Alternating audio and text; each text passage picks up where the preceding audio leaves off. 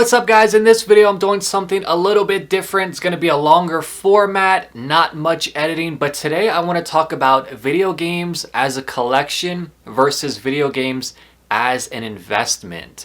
Sit back, grab a monster, and let's get right into this. So there's a few different reasons why I wanted to make this video. Game collecting as a hobby has gotten a little bit out of control. Prices are rising for the wrong reasons.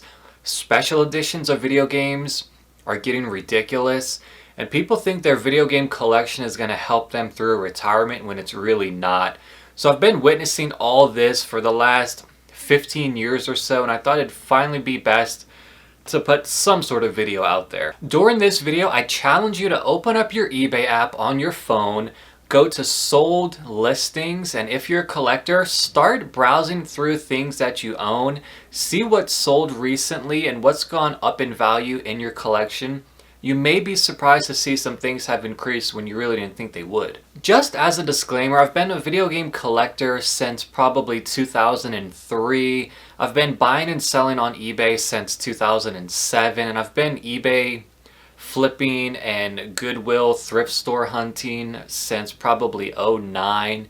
In fact, this exact channel started off as a thrift store finds channel. That's basically all I did. I would go to Goodwill, find things, show them on my channel, make videos, and then sell a few things on eBay. And with those proceeds, I would add video games to my collection.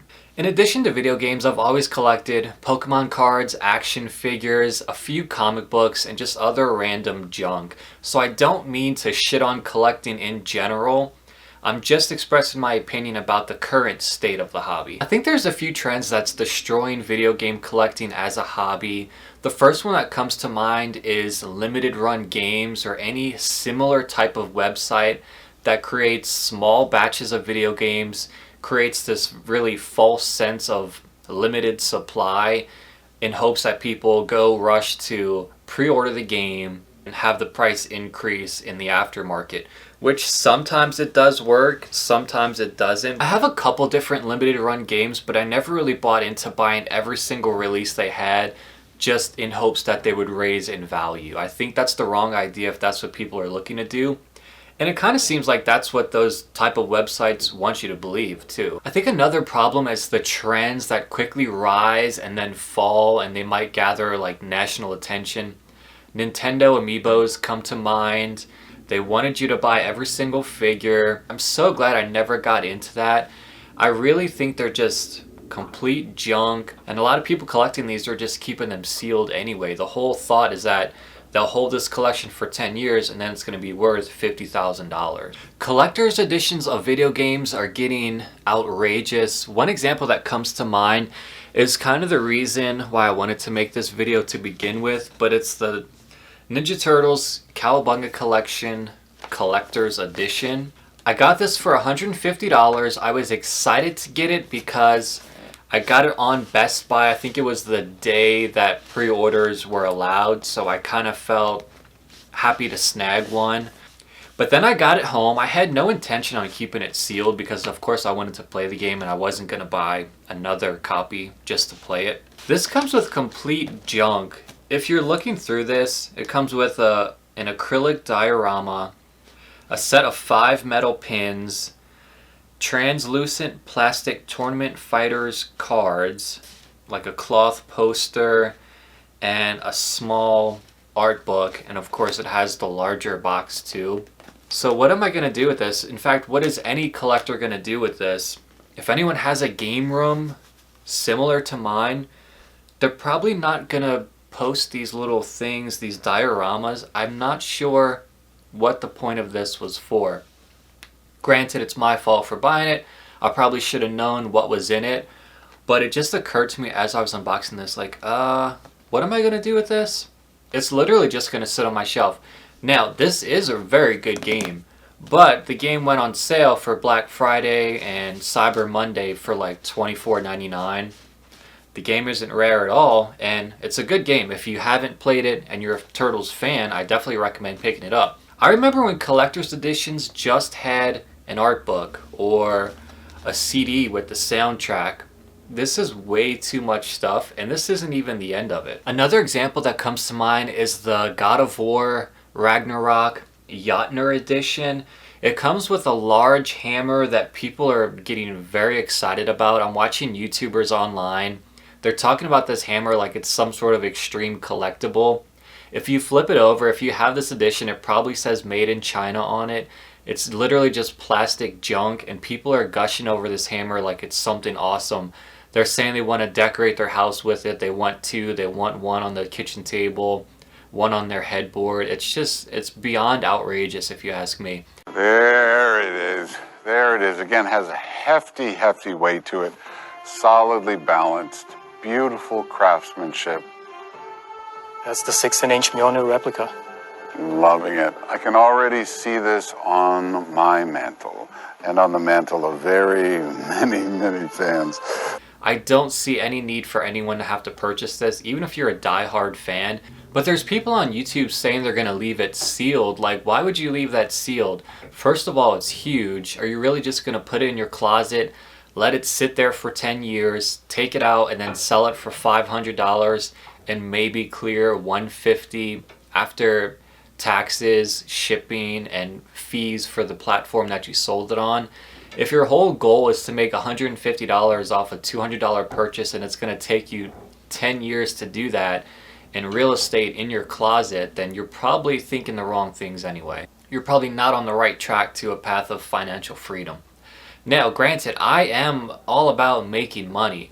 If for some reason you found a pallet worth of these God of War Jotner editions in Target before they went on the floor, and they let you buy every single one, and you're going to immediately put them on eBay and clear $60 a pop, then yeah, by all means, go ahead and do that. That's totally fine. I've done similar things like that in the past.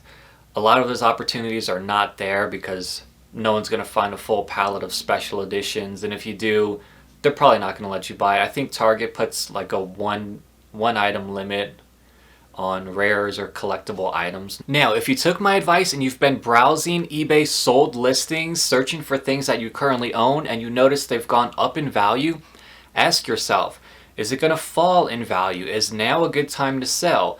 Can I use this money better elsewhere? Do I even still want this? This is something I do every couple months or so. I'll filter through my collection just to look at stuff. For example, Pokemon Gold. I bought this probably a decade ago. I spent $40 on eBay back when it was that cheap. Looked it up a couple weeks ago, found out they're going for between $230, $270 in that range. Even if the battery doesn't work, it doesn't make a huge difference.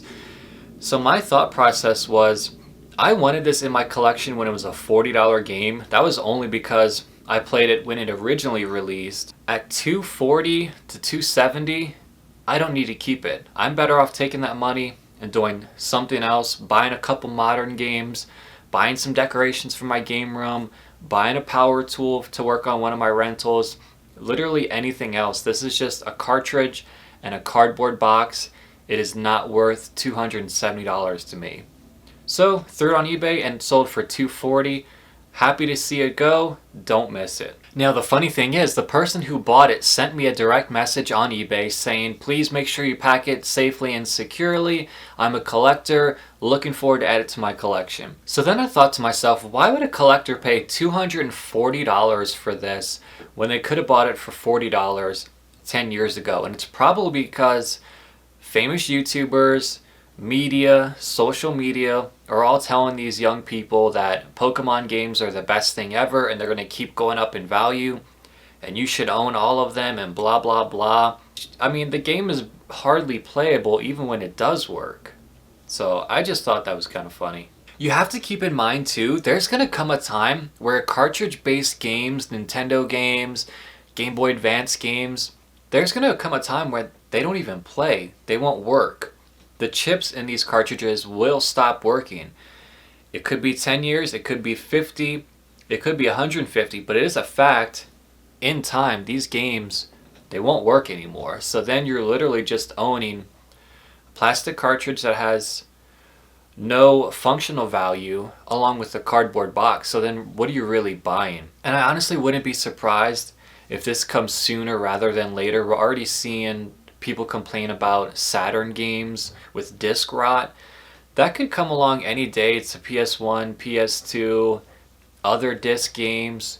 I'm really starting to look at things, and if they have value, I'm just letting them go, especially if they've gone up 5 times the price I've paid, which in my game room is pretty common because most of this stuff I found at thrift stores over the years. And I know that's kind of a controversial topic. A lot of people think that a Nintendo Entertainment System cartridge is gonna last another 80 years because it's an old school computer chip, when, you know, that's kind of to be determined.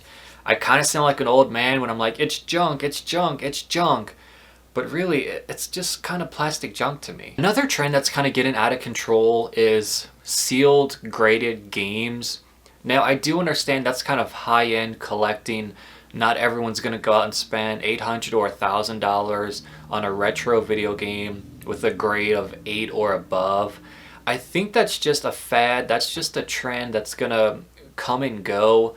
I would not spend that kind of money. I don't even trust those companies that grade these games. They could be inflating the market. You know, the plastic cases that they seal them in, those are not indestructible. I had a rare comic book, well, not rare, but somewhat valuable comic book that I just sold recently, and the glue that was holding the seal together actually separated, so I had to put that in the listing that, hey, this is now exposed to the air, the glue separated. Now, who's to say that doesn't happen on every single graded comic that's been released in a 5-year span? You know, the glue is just drying out and it's not actually sealed anymore. So I'd be very cautious about that trend. It doesn't really help when it makes national news that a sealed, graded video game went for absorbent amounts of money. That's definitely fueling this demand for them, where I think it's going to die down eventually. There's going to be a lot of people left holding on to these collectibles or just selling them at a loss because they don't actually want to keep them. They're not collectors. They just thought they could make a few extra bucks. And for the people out there that are buying sealed games on day one, hoping that they go up in value in 15 years, paying retail prices for them, I think you're sorely mistaken. You are not on a path to any sort of financial freedom. They're just going to go down in value. The bulk of my new games I get a year or 2 years after they release because they all go down in value. It's very unlikely that Halo 5 on Xbox whatever is going to be worth $2,000 in 40 years when they're making millions of copies of that game. So just be cautious when you're buying sealed games like that.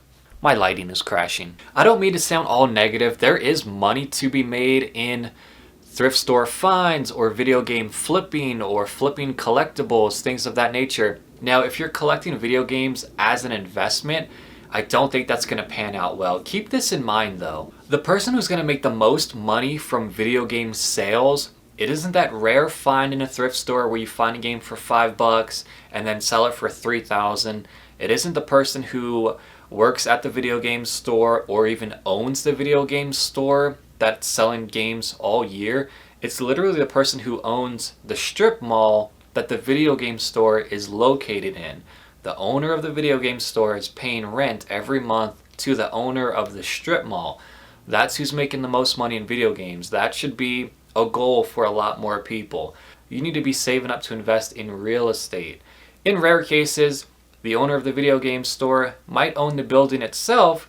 That's the best case scenario. I often do criticize people for thinking too big. I know people that think they're going to make a new app that's going to take down Uber or something that's going to compete with Toro when they have zero experience in business, zero experience in developing an app. So I often criticize people, hey, your ideas are too big, you need to think smaller. But in the case of video game collecting or flipping or collections as an investment, you might be thinking too small. If you're going to store $100 of video games in your closet for 10 years and make $200, you might be thinking too small. If you're interested in making money, this channel is all about side hustles. Look through my other videos. They're not all this long. I got some really good information about how you can earn some money out there. If you found this information rude or if you disagree with it, leave a comment below. I'll see you next time. Bye.